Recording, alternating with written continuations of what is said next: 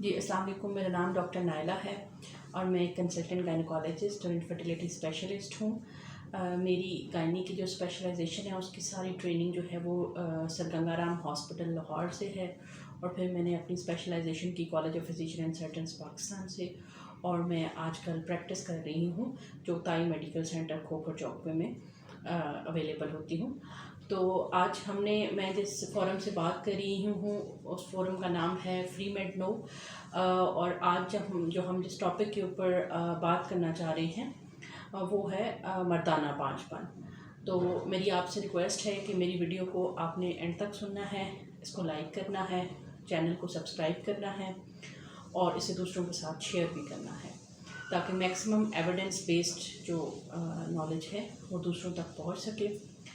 तो इससे पहले कि मैं अपनी वीडियो को स्टार्ट करूं, मैं आपको ये बता देना चाहती हूँ कि अगर आप में से कोई भी इस मसले का शिकार है और वो मेरे से रब्ता करना चाहता है तो वो फ्री मेड नो के रेफरेंस से मेरे से रब्ता कर सकता है। मेल इनफर्टिलिटी या मर्दाना बांझपन के ऊपर, मेल इनफर्टिलिटी के बेसिकली दो विंग्स हैं, दो शाखें हैं।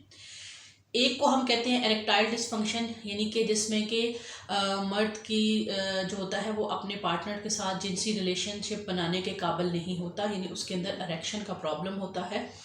तो इसलिए जो है वो इसके ऊपर तो हम एक अलग से वीडियो बनाएंगे।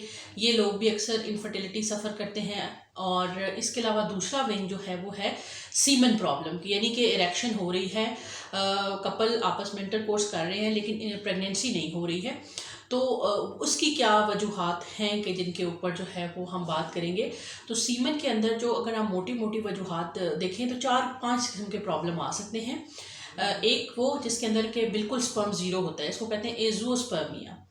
एक वो होता है जिसमें स्पर्म काउंट कम होता है, यानी कि नॉर्मली जो है वो 2 ml सीमन प्रोड्यूस होना चाहिए और हर ml के अंदर कम से कम 15 मिलियन तक काउंट होना चाहिए। तो अगर इससे कम काउंट होगा तो हम कहते हैं कि इनकी जो है वो काउंट कम है, ओलिगोस्पर्मिया इसको हमारी ज़ुबान में कहते हैं, और जो है इसकी अपनी वजूहात हैं। इसी तरह से कुछ पेशेंट ऐसे होते हैं जिनके अंदर काउंट भी बिल्कुल ठीक होता है लेकिन उनके अंदर क्या होता है कि मोटिलिटी के प्रॉब्लम होते हैं, जो जरासीम पैदा हो रहे हैं वो चुस्त नहीं होते। यहाँ पे मैं आपको एक बात बताती चलूँ कि जब भी प्रेगनेंसी होती है उसमें ये होता है कि स्पर्म जो होता है वो विजाइना, सर्विक्स, यूट्रस और ट्यूब्स क्रॉस करके ऑल टुगेदर एग के पास जाता है, ओवरी में, जहाँ पे उसकी फर्टिलाइजेशन होती है। तो अगर जो है वो स्पर्म चुस्त नहीं होगा तो जाहिर है वो ये सारा प्रोसेस नहीं तय कर पाएगा और मोटिलिटी कम होने की सूरत में जो है वो मेल पार्टनर जो है वो इनफर्टिलिटी सफ़र कर सकता है। एक और चीज़ होती है जिसमें नॉर्मली जो स्ट्रक्चर होता है स्पर्म का वो ठीक नहीं होता।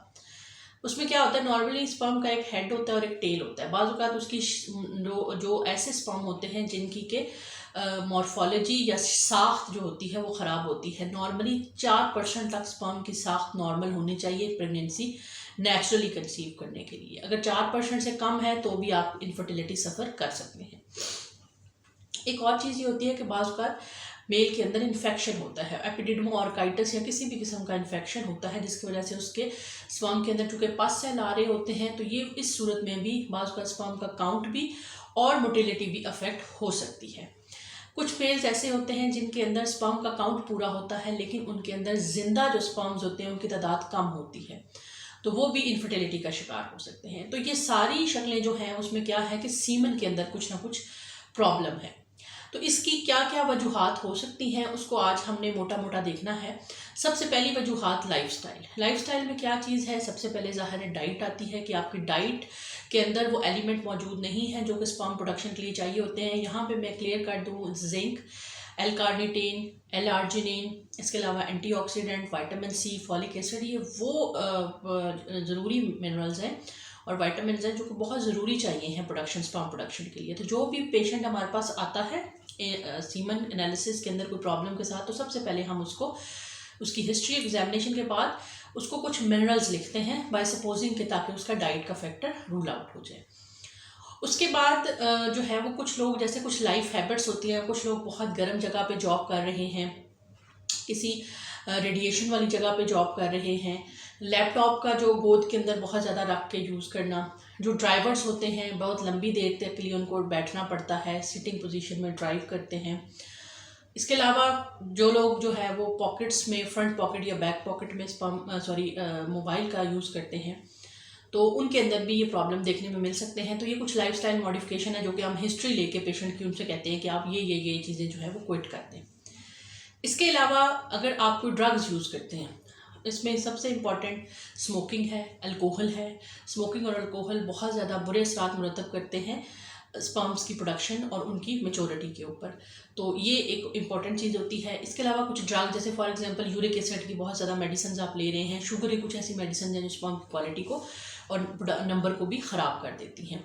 तो ये भी जब हम पेशेंट से हिस्ट्री लेते हैं तो उससे पता चल जाता है।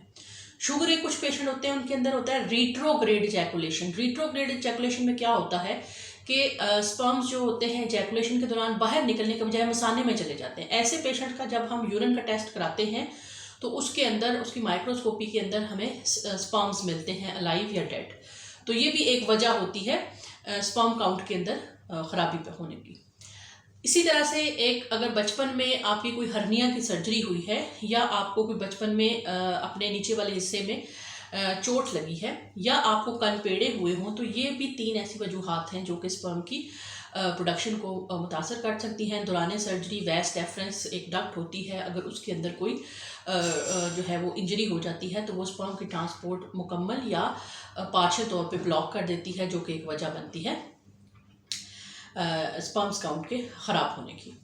इसके अलावा कुछ मरीज़ हमारे ऐसे होते हैं जिनके अंदर अनडिसेंडेड या पार्शली डिसेंडेड टेस्टिस होते हैं। इसका मतलब नेचुरली जो टेस्टिस होते हैं या खसने होते हैं वो अल्लाह ताला ने एक स्किन के बैग, जिनको स्क्रोटम कहते हैं, उसके अंदर रखे हुए हैं। और बाज़ पेशेंट हमारे ऐसे होते हैं जिनके जो खसने होते हैं वो स्क्रोटम बैग के अंदर नहीं होते, वो खाली होते हैं और वो शर्म की वजह से ये बात किसी को बताते ही नहीं है। और कई ऐसे पेशेंट होते हैं कि वो पार्शली डिसेंडेड टेस्टी होते हैं कि जब वो लेटते हैं तो उनके टेस्टिस खिंच के ऊपर इंग्वाइनल रीजन में चले जाते हैं, तो जिसकी वजह से जाहिर है कि उनके अंदर टेम्परेचर ऊपर नीचे हो जाता है और स्पर्म प्रोडक्शन जो होती है वो ख़राब हो जाती है।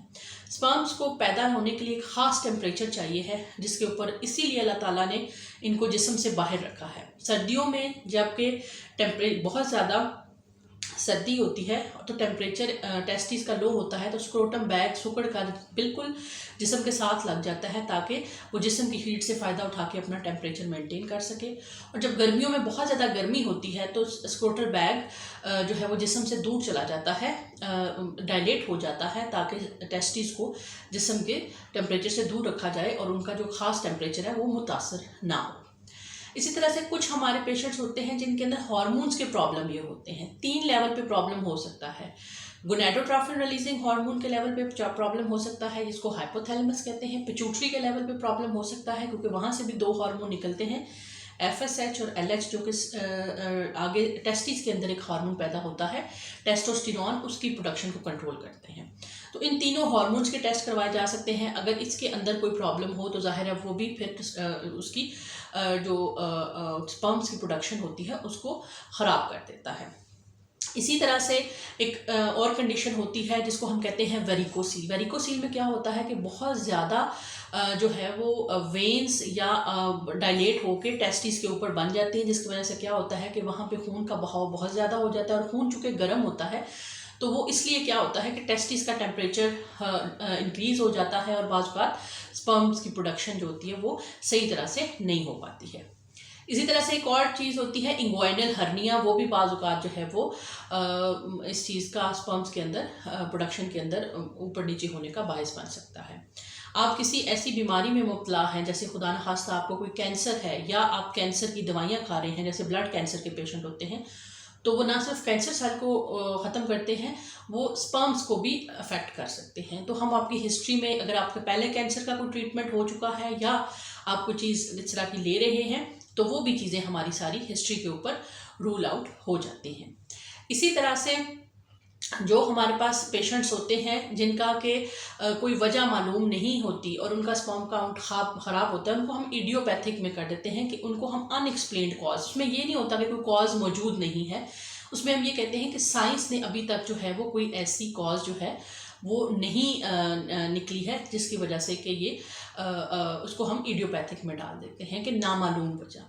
एक बहुत ही अहम वजह जो है स्पर्म काउंट के ख़राब होने की, वो है इन्फेक्शन एपिडिडमो ऑर्काइटिस, एपिडिडमस के अंदर, वेस्ट डेफरंस के अंदर, या अंदरूनल जो सेमिनल वेसिकल्स हैं उनके अंदर अगर आपका इन्फेक्शन चल रहा है तो ये इन्फेक्शन ना सिर्फ उन नालियों को मुतासर करता है बल्कि स्पर्म्स की प्रोडक्शन को भी मुतासर करता है।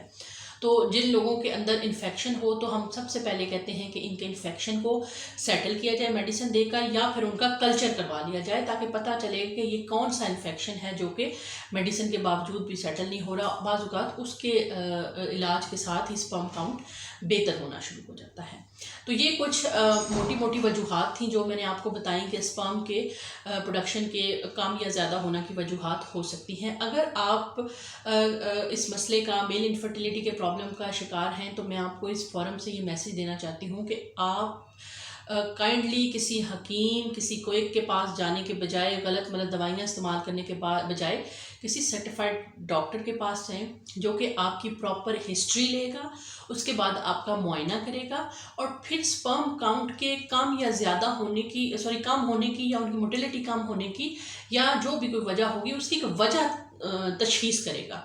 फिर इलाज उस वजह का होगा। अगर इन्फेक्शन है तो इन्फेक्शन को ट्रीट किया जाएगा, अगर रिट्रोग्रेड जैकुलेशन है तो उसका हल ढूंढा जाएगा, अगर हार्मोनल प्रॉब्लम है उसको सेट किया जाएगा, अगर आपकी डाइट में कुछ न्यूट्रिशन डेफिशिएंसी है तो वो उसका इलाज किया जाएगा, और अगर इसके अलावा कोई हार्मोनल प्रॉब्लम है या कोई ब्लॉकेज है या कोई किसी तरह का कोई भी प्रॉब्लम है उसका आपको इलाज बताया जाएगा।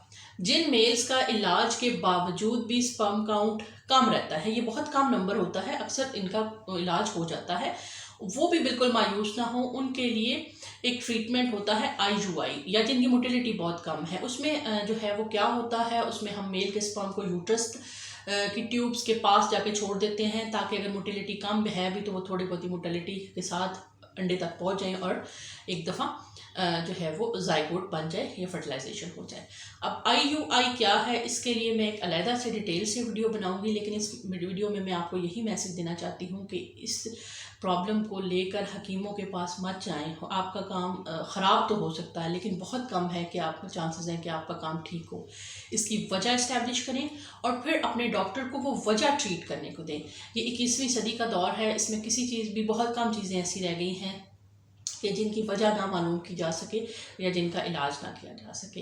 एंड में मैं फिर आपसे रिक्वेस्ट करूँगी कि इस वीडियो को मैक्सिमम लोगों तक शेयर करें और ताकि जो है इसकी हमारे पास जो अवेयरनेस है वो मैक्सिमम लोगों को तक पहुँचे। Thank you so much. मेरे चैनल को ज़रूर सब्सक्राइब करें और इसको दूसरों के साथ शेयर करें ताकि मैं आपके लिए ऐसी ही इंफॉर्मेटिव वीडियोज़ बनाती रहूँ। तब तक बनाते हैं नेक्स्ट